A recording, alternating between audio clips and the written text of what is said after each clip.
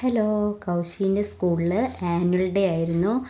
സജീന്ദ്രൻ സാറായിരുന്നു എഴുത്തുകാരനായ. പിന്നെ അനശ്വര സുരേഷ് ഉണ്ടായിരുന്നു ടോപ്പ് സിംഗറിൽ.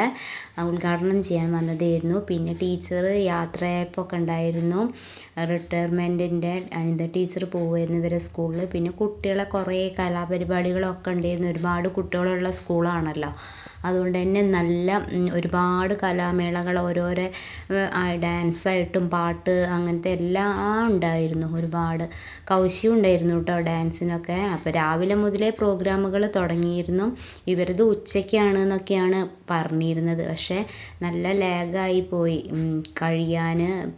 നമ്മളെ ഉദ്ഘാടനത്തിൻ്റെതും ചടങ്ങുകളും ഇതൊക്കെ കഴിഞ്ഞപ്പോഴേക്ക് തന്നെ ഒരുപാട് ലേറ്റായി. അപ്പോൾ പ്രോഗ്രാമുകൾ അപ്പോൾ അങ്ങനെ കുറേ ഉണ്ടായിരുന്നു.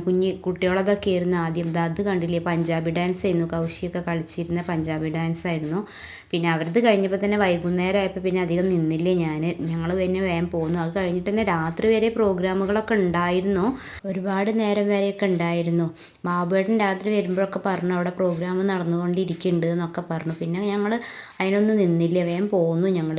പിന്നെ ഇവിടെ SMCൻ്റെ വക ഉപ്പിലിട്ട പൈനാപ്പിൾ, മാങ്ങ അങ്ങനത്തെ സാധനങ്ങളൊക്കെ സെയിലിംഗ് ഒക്കെ ഉണ്ടായിരുന്നു. കുട്ടികളൊക്കെ പോയി വാങ്ങണം ഒക്കെ ഉണ്ട്. അപ്പോൾ കൗശിക്ക് വേണമെന്ന് പറഞ്ഞാൽ കൗശിയും വാങ്ങിയിരുന്നു ഉപ്പിലിട്ടതൊക്കെ.